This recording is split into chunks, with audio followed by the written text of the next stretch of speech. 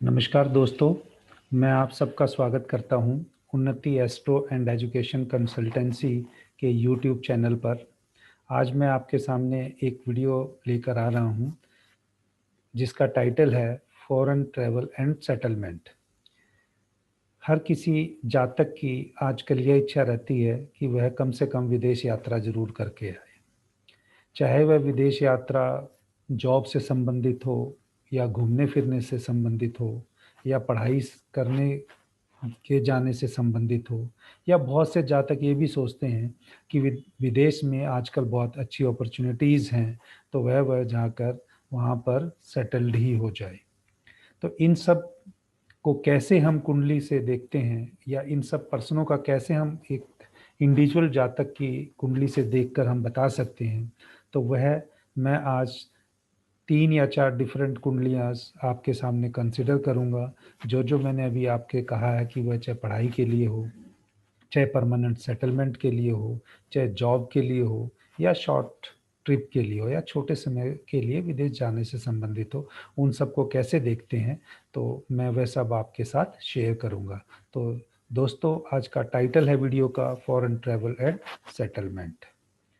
तो जैसे हम जानते हैं कि अगर हम विदेश जाने से संबंधित, मैंने कहा कि ओकेजनली फॉरेन ट्रैवल करता है तो वह अपने काम से संबंधित हो सकता है या घूमने फिरने से संबंध हो सकता है। फ्रीक्वेंट अब्रॉड ट्रैवल है तो वह किसी ऑफिशियल काम से विदेश जा सकता है, या उसका बिजनेस ही विदेश से है, जो एक्सपोर्ट इंपोर्ट का काम करता है, तो वह भी फ्रीक्वेंट अब्रॉड ट्रैवल कर सकता है।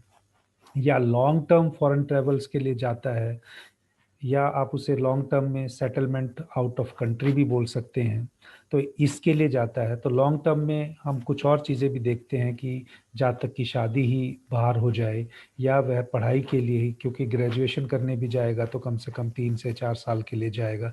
और कुछ बच्चे ग्रेजुएशन करने के लिए बाहर या मास्टर्स करने के लिए बाहर जाते हैं और फिर वहीं पर जॉब करने लगते हैं, और फिर वहीं पर इमिग्रेशन के लिए अप्लाई कर देते हैं या वहीं पर सेटल्ड हो जाते हैं।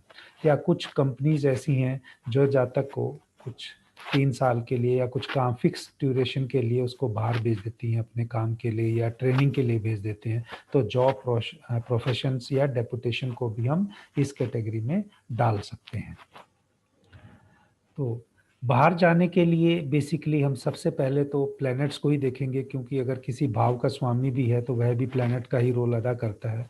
तो प्लैनेट्स में बेसिकली जो स्ट्रॉन्ग चांसेस मैं देखता हूँ, या बाहर विदेश जाने के लिए जिनको रिस्पॉन्सिबल मानता हूँ इंडिविजुअल प्लैनेट्स को, वह चंद्रमा है। चंद्रमा, क्योंकि आपको पता है कि वह चलता ही रहता है, और वह काफ़ी इन सब चीज़ों के लिए इम्पोर्टेंट है कि भाई जब तक का मन ही बाहर नहीं लगता हो या उसका इंटरेस्ट ही उस तरफ हो।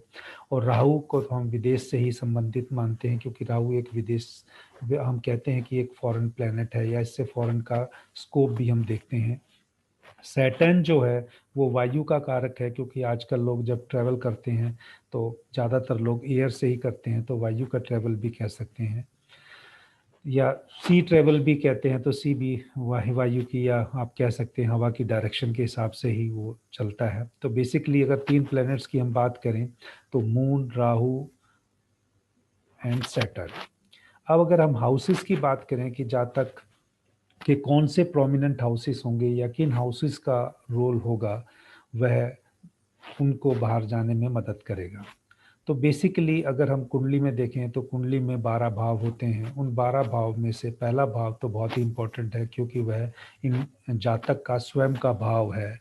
उससे जातक के पर्सनैलिटी या उसके जो ओवरऑल विचार हैं उन सब के बारे में हम जान सकते हैं। तो इसलिए फर्स्ट हाउस बहुत ज़रूरी है। सेकंड नंबर पे जो हाउस का सिग्निफिकेंस है वह फोर्थ हाउस है। फोर्थ हाउस से हम जातक का घर देखते हैं जहाँ पर वह रह रहा है। अगर फोर्थ हाउस में कोई क्रूर ग्रह है या फोर्थ हाउस वहाँ पर पीड़ित है, तो वह जातक को घर से दूर जाने के लिए प्रेरित करता है या उसके लिए अपॉर्चुनिटी क्रिएट करता है। तो इसलिए फोर्थ हाउस का पीड़ित होना बाहर जाने के लिए भी एक बहुत इम्पोर्टेंट फैक्टर है। और क्योंकि जब जातक बाहर जाएगा तो वो ट्रैवल होगी, ट्रैवल चाहे शॉर्ट टर्म के लिए होगी, चाहे वो लॉन्ग टर्म के लिए होगी। तो शॉर्ट टर्म ट्रैवल या शॉर्ट जर्नी को हम थर्ड हाउस से देखते हैं, और वैसे भी थर्ड हाउस जो है वह फोर्थ हाउस का 12th हाउस है। तो सिमिलरली अगर जातक हो सकता है कि अपने बिजनेस से संबंधित जाए, क्योंकि सातवें भाव से हम पार्टनरशिप देखते हैं, चाहे वो बिजनेस पार्टनरशिप हो या मैरिज पार्टनरशिप हो, तो जातक एक कुंडली का भाव जो स्वयं का साथ, मतलब उसका मैरिज या बिजनेस, या जातक अष्टम से भी हम फॉरेन को देखते हैं, क्योंकि अष्टम जो भाव है वह या तो सी ट्रेवल को भी हम लेते हैं या रिसर्च के लिए भी इसको काउंट किया जाता है। तो जातक रिसर्च के लिए या हायर स्टडी के लिए भी, हायर स्टडीज़ को तो बेसिकली हम नाइन्थ से मानते हैं, लेकिन अगर रिसर्च को हम 8th से देखते हैं। इसी तरीके से 9th हाउस से लॉन्ग टर्म जर्नी कह लीजिए या हायर एजुकेशन कह लीजिए। 10th से हम जातक का प्रोफेशन कैरियर देखते हैं, तो वह अपने काम से संबंधित बाहर जा सकता है। इसी प्रकार 12th हाउस तो बेसिकली रिप्रेजेंट ही उसका एक कारक है, जो 12th हाउस से हम देखते हैं फॉरेन ट्रैवल को भी देखते हैं कि जातक फॉरेन जा सकता है। तो कहीं ना कहीं इन घरों का आपस में संबंध होगा तो ही जातक के बाहर जाने के संयोग बनेंगे या जातक का बाहर जाने के चांसेस बनेंगे। तो इन हाउसेस से हम इतना ही अभी लेते हैं कि ये हाउस हमें बाहर जाने के लिए, हमारे लिए सिचुएशन क्रिएट करते हैं या एक इम्पोर्टेंट रोल प्ले करते हैं। तीसरे नंबर पे हम राशि को भी लेते हैं, क्योंकि भाव के अंदर एक राशि होती है।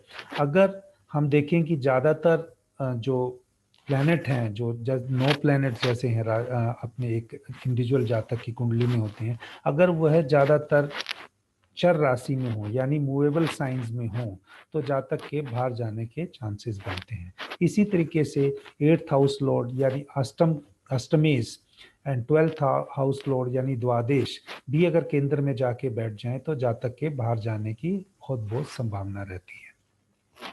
तो इन सब की विवरण देखने के बाद हमें इतना तो पता चल ही गया है कि भी ग्रह हो, भाव हो या राशि हो, यह सब का अपना योगदान है कि जो जातक को बाहर फॉरेन ट्रैवल करने के लिए या जर्नी करने के लिए या एम्प्लॉयमेंट अपॉर्चुनिटी प्रोवाइड करने के लिए उसको सहयोग करते हैं।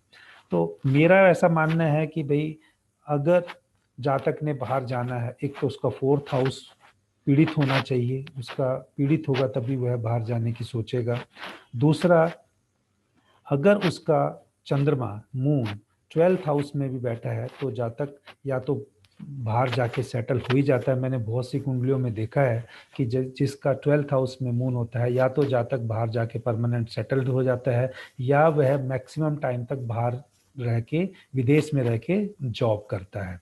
तो इन सभी चीज़ों को देखने के बाद हम एक चीज़ और ध्यान में रखनी चाहिए। अगर राहु, जैसे फॉरेन से ही कहते हैं, फॉरेन एलिमेंट है, अगर यह धनेश या लाभेश में है, तो भी हमें जातक के बाहर जाने के पूरे पूरे सहयोग दिखते हैं। इसी प्रकार अगर सैटर्न 9th हाउस में है, तो जातक के बाहर जाने के पूरे पूरे चांसेस बनते हैं।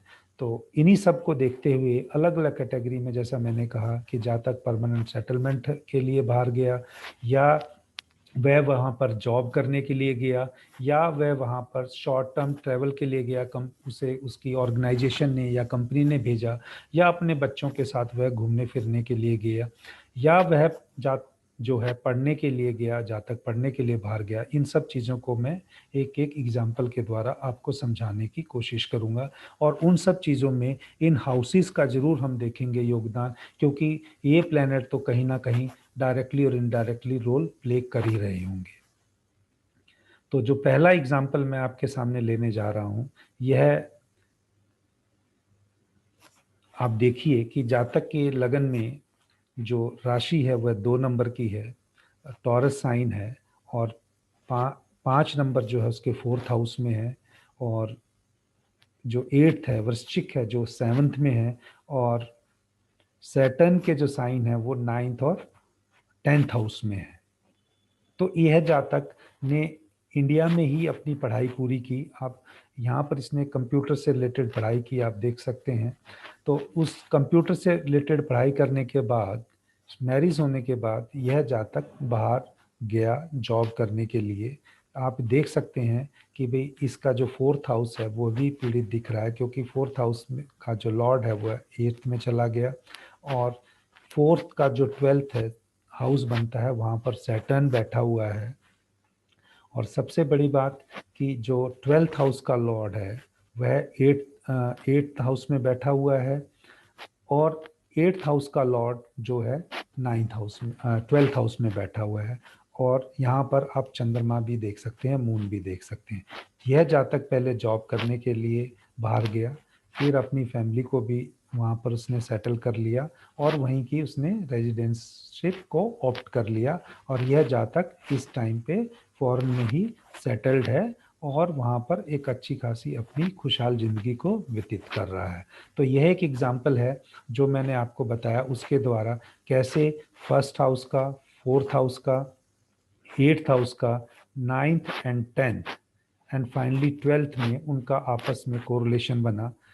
आप देख सकते हैं कि ये इसका जो जॉब का जो सेवा का भाव है उसमें भी यहाँ पर राहु है, वह भी फॉरेन से संबंधित जॉब को दिखाता है। अगले चार्ट पे चलते हैं दोस्तों।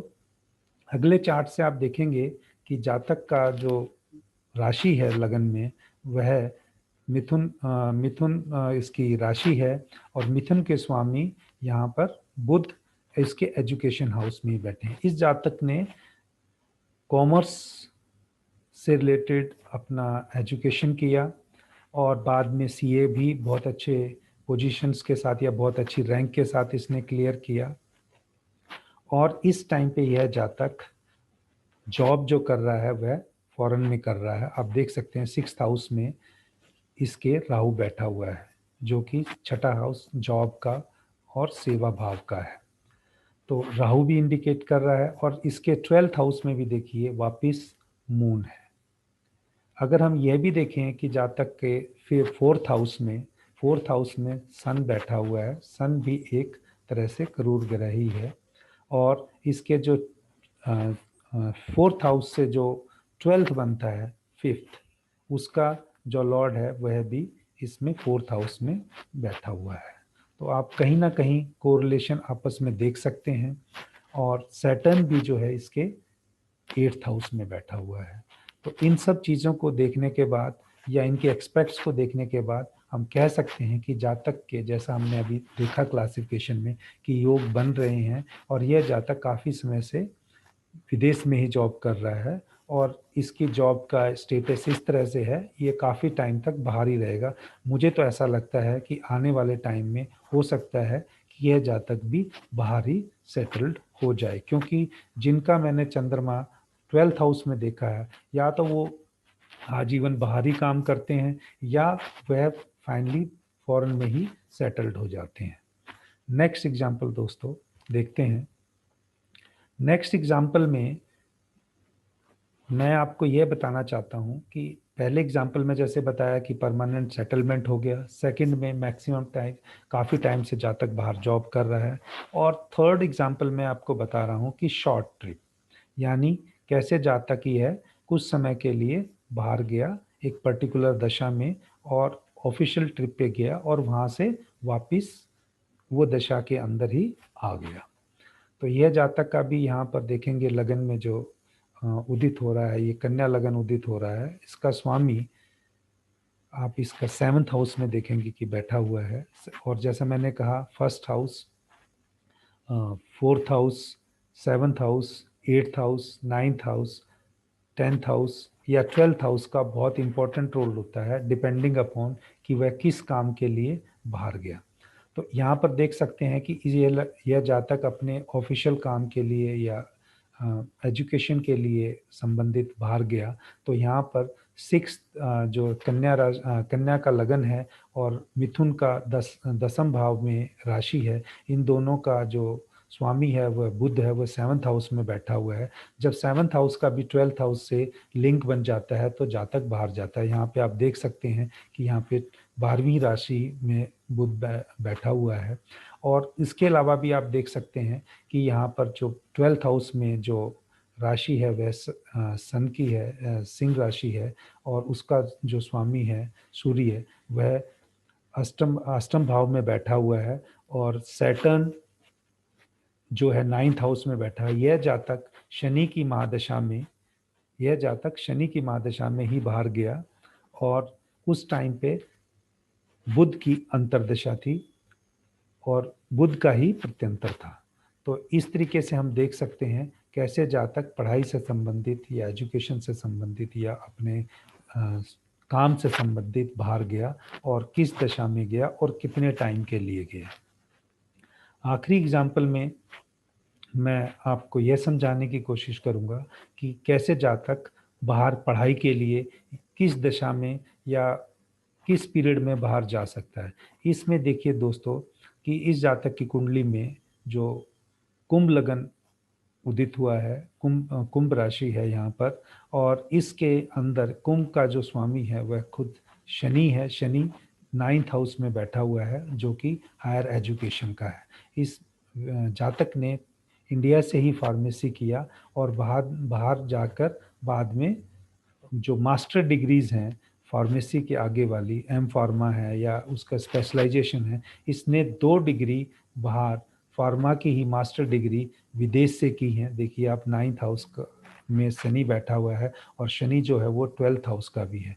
इसके साथ साथ इसने कुछ वहाँ पर कंप्यूटर से रिलेटेड भी इन्हीं का एक कोर्स किया। तो मेरा कहने का मतलब है कि यह जातक बेसिकली पढ़ाई के लिए गया। 5th हाउस से देखिए हम एजुकेशन देखते हैं, 5th हाउस का जो लॉर्ड है वह 12th हाउस में बैठा हुआ है और 9th हाउस से हायर एजुकेशन देखते हैं तो वहाँ पे सैटर्न बैठा हुआ है और जो उसका सैटर्न का डिपोजिटर है या 9th हाउस का जो स्वामी है वह भी 10th हाउस में बैठा हुआ है। तो यानी 5th हाउस का और 9th हाउस का स्वामी दोनों युति बना के यहाँ पर 12th हाउस में बैठे हुए हैं। तो जातक वहाँ पर फौरन गया और यह जातक भी मरकरी की महादशा में और जुपिटर की अंतरदशा में बाहर गया।